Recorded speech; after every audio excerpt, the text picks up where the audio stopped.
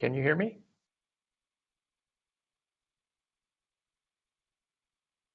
Awkward. I can't hear you, Rashid. Hopefully, I'll ask the chat. Okay, you got a thumbs up. Good. All right. So, sorry for the awkward start here. Good morning, good afternoon, good day, everybody. I am really excited to get a chance to talk to you all. It's been a while. I have been connected to the OVS project for quite some time. I've actually had the opportunity to present in other OVS conference settings in the past, but it's been quite some time. And currently, I apologize to the in-person audience. I had hoped I could be there, but I am traveling, and so I couldn't come and attend directly in person. But I'm sure you're having an awesome time because I'm traveling and meeting folks in person. It's really nice to be able to connect with people. It's been quite a long time. I wanted to just give you a sense of our experience at Red Hat with OVS and OVN. I'm an OVN guy, not an oven guy, so apologies ahead of time. OVS and OVN, the experiences we've had at Red Hat, and really the impact that this has had on our business and how we're connected to and committed to the importance of this project and this community. I'm not driving my slides directly, so I will ask next slide, please. All right, so this is the embarrassing part. I've been involved in this for quite some time. At least initially, I was involved over a decade ago. And I just was curious and looked at some of the old commits that I had offered to the community. And these represent two very different perspectives. The first one was the beginning of a patch series, or a series of patches that were all aimed at Red Hat's ability to package OVS as an RPM. Not the most glorious work, but boy, did I get into some weird corners of OVS. I think I was temporarily the OVS TROF expert. I would not recommend that to anybody. But I found a bunch of random things, and mainly this was trying to help us go through the process of first understanding the technology, OVS. Flow programming was relatively new. And then learning how we could integrate that into our distribution. So most of this work for me was aimed at Fedora. And a little later, the commit on the right is more substantive in the sense that we actually were diagnosing real bugs. Some of the build issues were really just quieting errors that weren't necessarily problematic. Some cases they were. We found that we were producing unusable graphics or drawings in hence the TROF expert temporarily. But the other was a little more substantive, actually finding an error, which was I thought was interesting, partially from the perspective of the stack trace, which shows us walking off a code segment into a data segment. And I think I like the fact that I note that it's obvious that you can see that we jump to data rather than code, which is only obvious if you understand the x86 memory mapping scheme. So maybe I could have done a better job of describing the issue there. Of course, it was, in the end, a trivial fix. It's a one-liner, just switching one pointer to another. So we had a function pointer instead of a data pointer. But this is where we were a decade ago. We were either doing small build fixes, integrating with an operating system, or solving what I would say that, this bug on the right, it's essentially a trivial bug, even though it's catastrophic in the failure mode. It's just a simple synchronization issue where we were out of date with the underlying kernel. Today, we're in a much different place, right? We have hundreds of people involved in the community. Just looking through some of the statistics, OVS, the main branch of OVS, has roughly 20,000 commits. Just in the last year, we have over 500 commits produced by nearly 100 people. So there's just continued interest and activity here. Also good to note, good reviewing. So of the nearly 100 people that produced the code, we had nearly 50 people doing reviews and providing acts for the code. So this is not always the case, as many of you know, in open source communities. Sometimes we have a dearth of reviewers. So this is awesome. And if you look over that same last 12 months, one thing that stands out just in the change stats, the diff stats, a large number of files have been touched. And as a community, OVS has removed substantially more code than it introduced, which is really about taking the kernel module out completely, which I would say is a milestone. It's an important step forward in the history of this project. So it's just fun to kind of think back, where were we? It's really a decade ago. To today, where we have a core project that's really evolved as an industry standard that we at Red Hat and many others across the industry are building around. And of course, we continue to contribute to this project. And you know, I'll talk a little bit more about how it's actually fundamental to the work that we're doing and the way that we build our products and our portfolio. So next slide, please.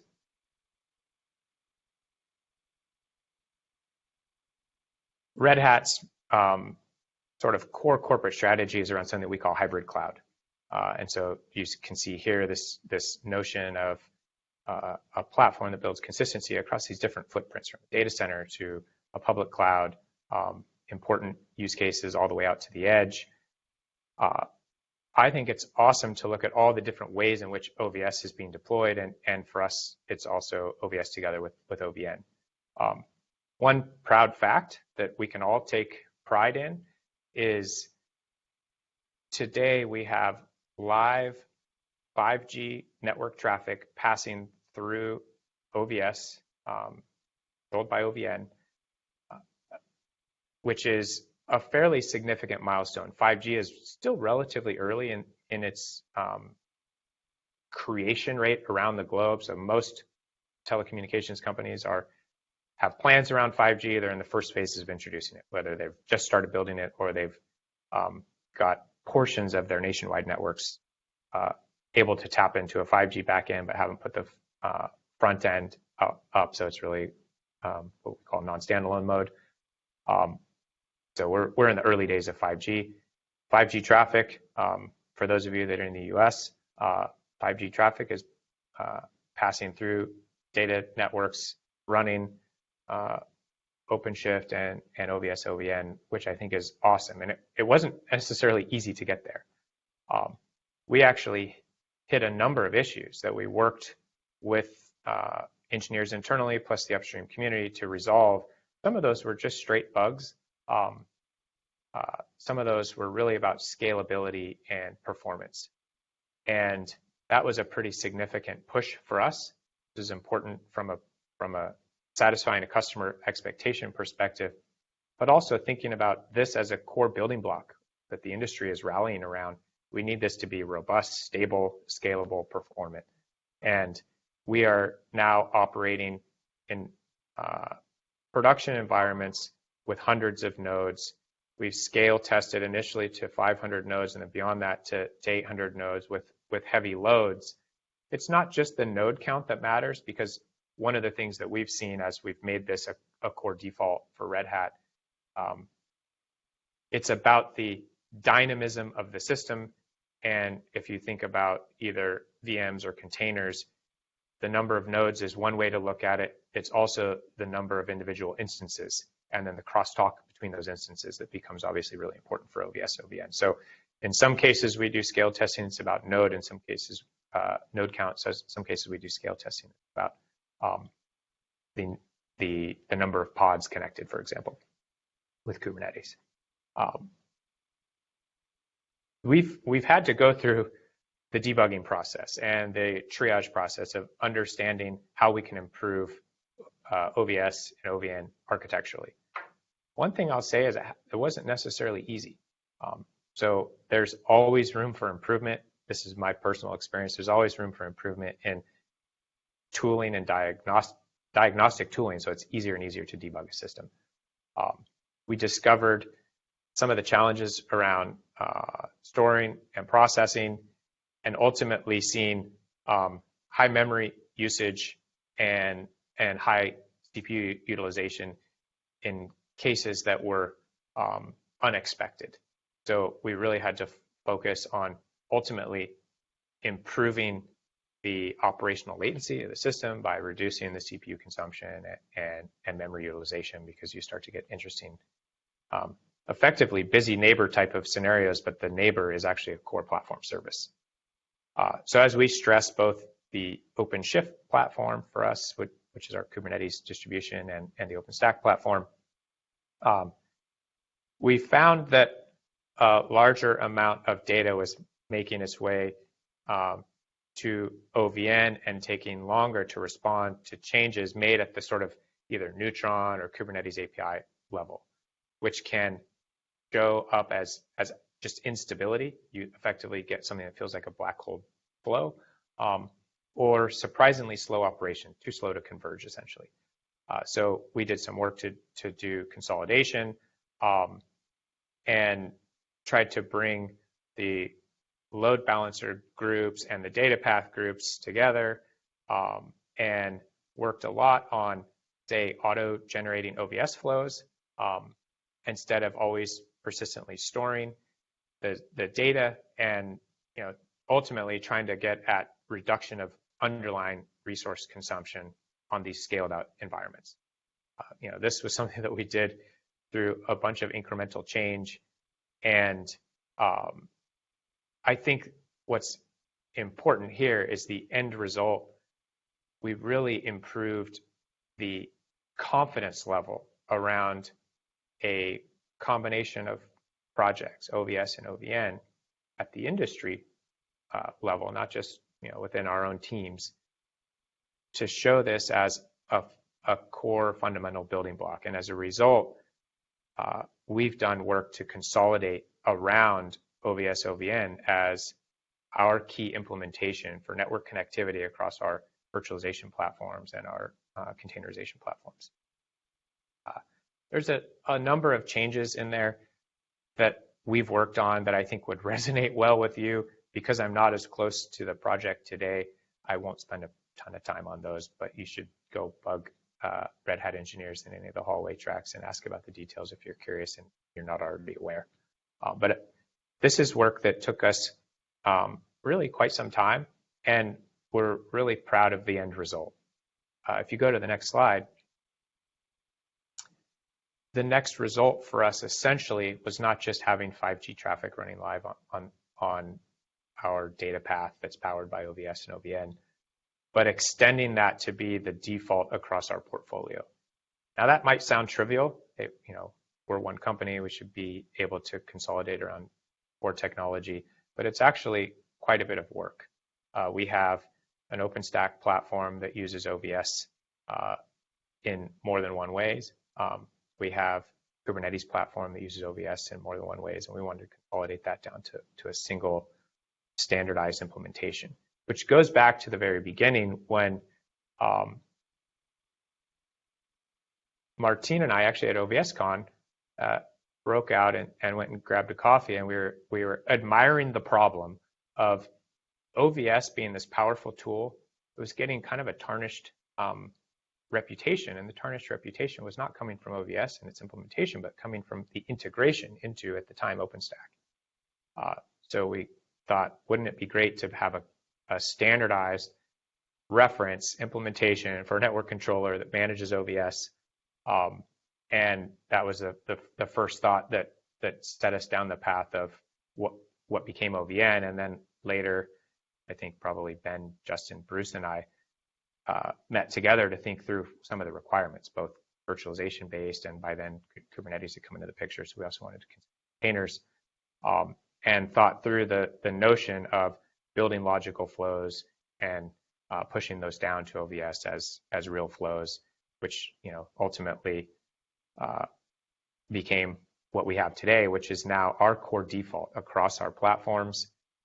And I'll tell you, not only was it not easy to get just the consolidation, because there's different teams that are doing different work and have already made promises to customers, and then any kind of upgrade that's complicated is frowned upon, certainly in a customer environment. We also run OpenShift as a cloud-delivered managed service with an SRE team that runs the OpenShift instances on public clouds. Our SRE teams were actually quite nervous around the adoption, the transition from the first implementation of an OVS-based data plane to an OVS plus OVM-based data plane. They were nervous about that adoption because they had experienced themselves some instability. They were concerned about scale, similar to our telco customer, and didn't have a lot of experience. So a little bit of reputational damage can go a long ways. When you don't have experience, you just repeat things you've heard. And we found we actually had some real resistance. We had to build an ambassador and really go in with this as a program to get that SRE team comfortable with the transition. Still probably sounds like a lot of work, and you think we're all, we're all one company. We can just make these changes. Well, of course, we have to make changes carefully because we have customers depending on us. In the end, the transition in that SRE environment to OVS OVN was effectively a non-event. Like, the proudest moment of delivering change is when there's no drama, nothing happens, it just works. And this is an example where working together, certainly in part within our own teams, but broadly with the community, to build this stable, robust, performant, scalable infrastructure has led to that where it's our standard default across our portfolio. So thank you, everybody, for the support and working with us and helping build that solution, because it's critical. It's a critical part of our portfolio. Next slide, please. So maybe we can take a moment to actually, I think we have one more slide to go. Sorry, I'm out of sync.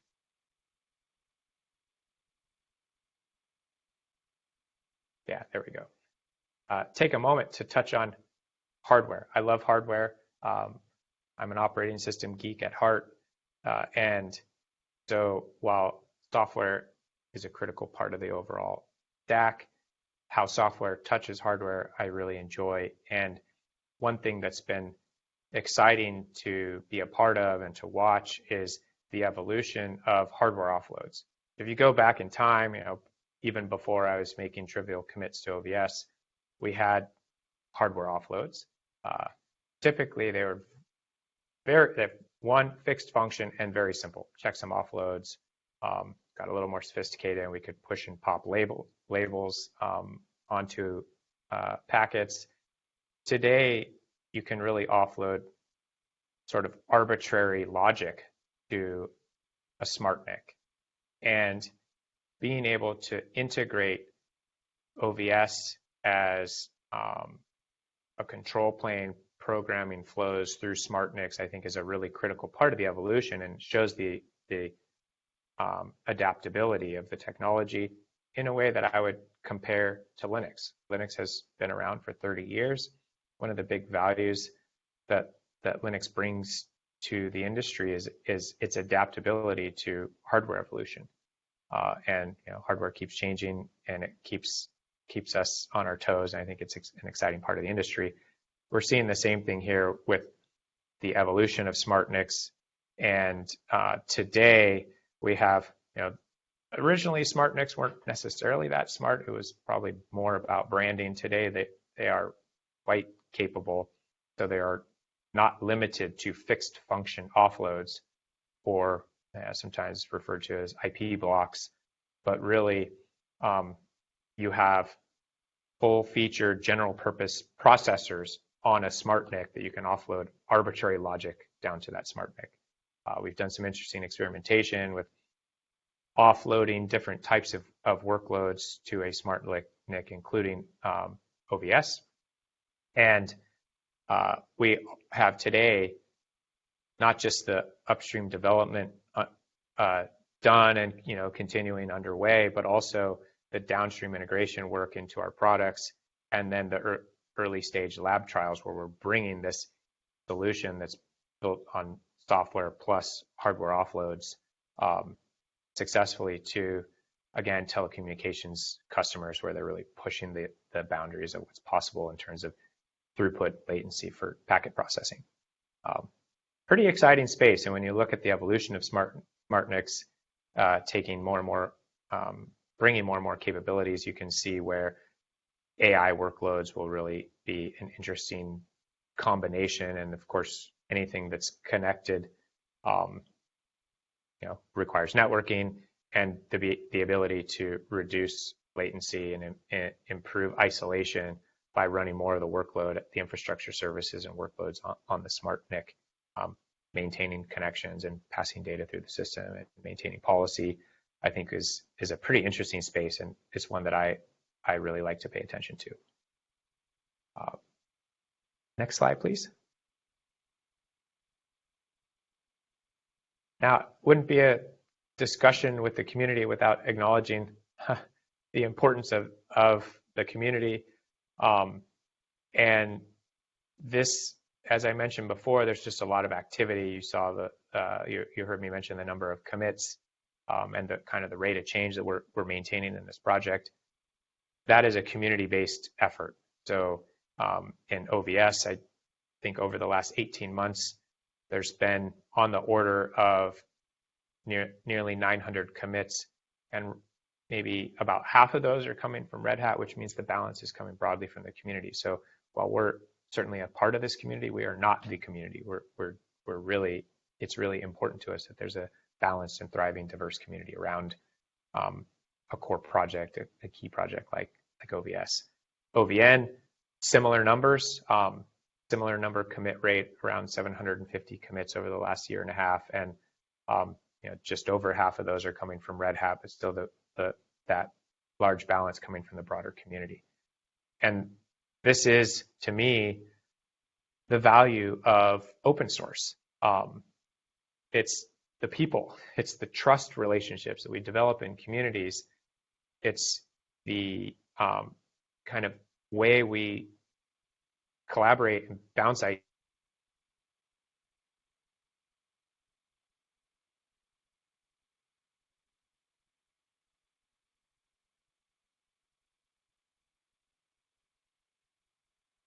The changes in hardware. This is what we collaborate together on and build that momentum and just that cycle of innovation, that it really is the value of open source. Now, talking about open source, I'll go to the next slide real quick. I will take a moment to ask part of our community, one more slide. Awkward when I'm not driving. Shoot, you can go back, Rashid, sorry. I will take a moment to ask part of the community to make sure, especially when we're talking about hardware partners, to make sure you're both actively participating in the contribution side, which I think works reasonably well, but also, as I mentioned earlier, there's always that dearth of reviewers.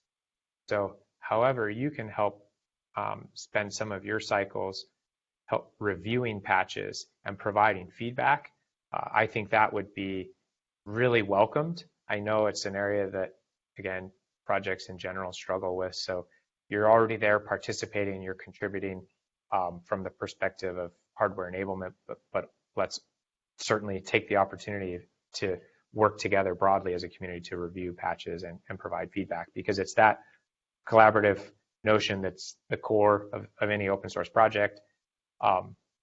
And one important mantra that we follow at Red Hat that I think serves the broader community and cross communities is the notion of working in the community upstream first. Not always easy to do from a hardware point of view, but however you can help us evolve the code base with an upstream first mindset, this will will really be valuable broadly to the community and then to the industry that's dependent on this key infrastructure. It's, I mentioned from our point of view, this is a critical building block. And then when you translate that into the reach that we have to customers, it's a critical piece of infrastructure for a large number of customers. We work in both virtualization and containerization spaces. So the integration into orchestration tools like OpenStack and Kubernetes, of course, are really important. And we see a lot of change happening there, in part responding to workloads that are looking to take advantage of some of those hardware offloads that I mentioned earlier. So, there's a lot of interest, there's a lot of momentum. And first, thank you for participating. And second, please continue to work in that upstream first model, and wherever you can help review patches that aren't coming directly from your company, that will always be beneficial. I wanted to close with this statement that's on the slide here, which is I see open source as the innovation engine for the industry. In the early days, open source was still a fringe radical concept. Today, it's 100% mainstream. It is the way we do our best development efforts, build the most interesting innovations, and attract the diverse set of workloads that build sustainable infrastructure and all the way up the stack into the application tier. Non-trivial. It's a lot of work, and it's the collaborative work and the ongoing commitment to projects like OVS and OVN that make them successful. This does not work well when it's confined to just a single maintainer or a small group of people from a single company. It really needs that industry level scale. I know we've worked together with a number of partners to help evolve this. There's a number, too many to list. Certainly some of the hardware partners are key here. I know we've worked recently with NVIDIA on the Bluefield and evolution of the Mellanox NICs. We also work closely with Intel in the introduction of support for their NIC evolution. There's so much more work to do. So this is the exciting part of the future. I think we see opportunities in scaling down. So we worked on the scale up side. We see opportunities in scaling down, and that really starts to address those edge use cases. There's interesting work in the container space around integration with Windows containers. Of course, while I mentioned the single node and the slimming down of say an edge deployment, there are pressures on increasing cluster sizes so that scale up, scale down, which becomes really an architectural discussion. How do you best build the code to sort of fit in these different, meet these different requirements? Those to me are exciting challenges. We look forward to expanding beyond the limits that we see today in terms of node count, but also that dynamism that I mentioned, which you see especially in a cloud environment with not necessarily the largest cluster, but a heavy consolidation of a lot of different containerized workloads running on a single platform, coming and going very rapidly, sort of reflecting the trends around microservices.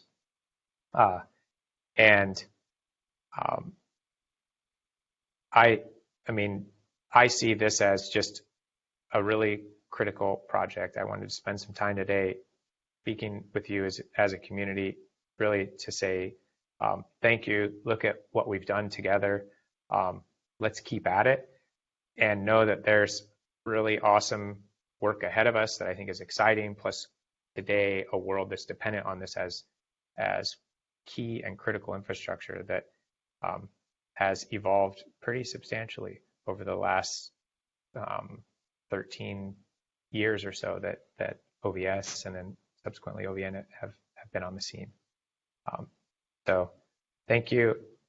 Let's take a moment to look to the people to your side and acknowledge that we're a team, we're collaborating together, and we'll continue to build this awesome innovation. And one of our roles is helping bring that awesome innovation into the hands of customers so that it can be put to the test in real life workloads and become that critical infrastructure. So thank you.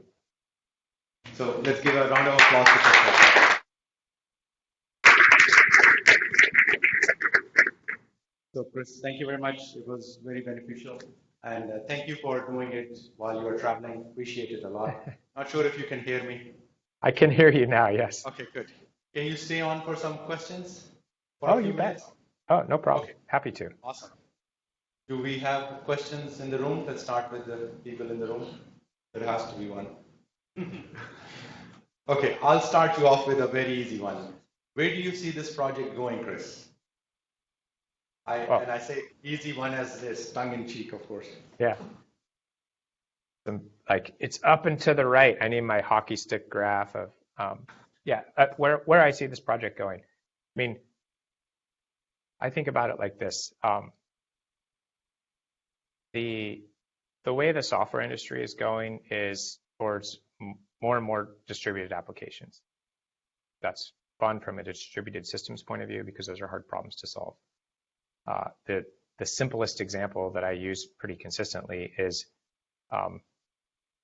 not to use the buzzword microservices, but just think about an application that's whole as a monolith that you sort of pull apart into a collection of services. There's only one thing that puts that application back together, and that's the network, which means that whether we're running applications in VMs or in containers or in unidentified underlying infrastructure because it's a SaaS service or a serverless environment, there's a network that's connecting all of the data that's flowing and API requests that are moving between the different services. Our job in building that connectivity is to enable it to be easy to use, produce the sort of confinement and security requirements that are critical. We hear a lot about high-profile cybersecurity attacks, and we certainly don't want to have the network be a part of that. Again, if you think about opening up an application to a set of services and the network being the only thing that ties them back together, you're also exposing a set of what might have been previously internal APIs and putting them on public infrastructures in a public cloud. So the security perimeter of applications is now very highly localized to each individual service rather than the broad perimeter around the edge of the data center. So these are just the things that we're doing today, and I think the evolution is doing more. Different scale, cross clusters, cross clouds, into the edge, leveraging hardware, bringing the potential intelligence of watching data flows, building data sets from data flows, and then modeling those data flows with machine learning tools, and then trying to manage some of the networks through those machine learning models. This is work that's already happening in some customer environments. That's kind of this future of everything is highly connected. We're looking at building systems themselves that are composed. They're composed through network level connectivity. So not just the applications, but lower level systems. And to me, this means this is a really critical part of the infrastructure. I do think thinking about the end user, which could be a few levels indirect through an orchestration tier and whatnot, and the operations teams that are managing infrastructure built around OVS and OVN, and how we easily or not we can triage and debug issues. I think that's an important part of the evolution of OVS. So it's sort of a little bit what I touched on. It's integration of hardware, but it's that notion that the future of the world is distributed and therefore connected, and that connectivity is provided through key projects like OVS and OVN. And as we get to these really highly diverse workloads, hardware accelerations and hardware offloads are actually fundamental to certain types of environments where you have power constraints or space constraints. And of course, at that sort of fiber level, we'll just keep pumping more and more traffic through the same physical footprint of a device. Awesome. Thank you. Thanks, Chris. Yeah, I think that debuggability, visibility, and helping the operations teams is pretty key. And that comes with the stabilization of the project. And I think we might be plateauing on the new innovation, and now we need to focus on more on debuggability, visibility, so that it's deployable. And the next question that we have is, do you see more smaller clusters or fewer larger clusters in the data center, or a mixture, or it depends? Well, I'd say the trend is to a larger number of smaller clusters. So without a doubt, in the first phase of either OpenStack or Kubernetes, the number one request that we would get is, how big can you make this thing? And however big that was, that's not big enough, I want it bigger. So it was the kind of one cluster to rule them all mindset, which interestingly enough isn't even how public cloud providers build their infrastructure, but people sort of confuse logical and physical and just assume. Today, we see more and more, it's like cluster proliferation. So you have a larger number of smaller clusters. Those clusters could be organized around hardware. They could be organized around workloads. They could be organized around pipelines. So something that's more focused on the testing phase, something that's more focused on the production phase. In any of those cases, it's a larger number of smaller clusters, which means cross-cluster connectivity becomes really important. And if you look at a project like Kubernetes, and think about sort of the pathological case of getting from one pod to another, where those two pods are separated by being on different clusters, maybe not very far away in physical space, but the two separate clusters. The number of hops you have to go through potentially to get there between ingress and egress and proxies, it's kind of staggering.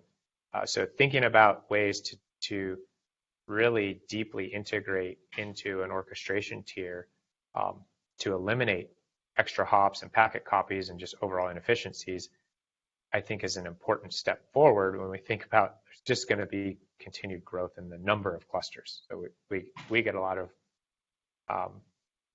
requests around making clusters easy to manage, and it's the way I draw the analogy is in the early days of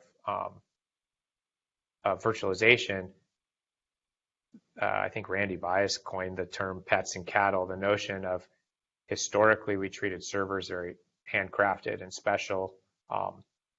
As we added virtualization and we kept treating servers the same way, you got into this like untenable sprawl of different images that were all essentially handcrafted snowflakes.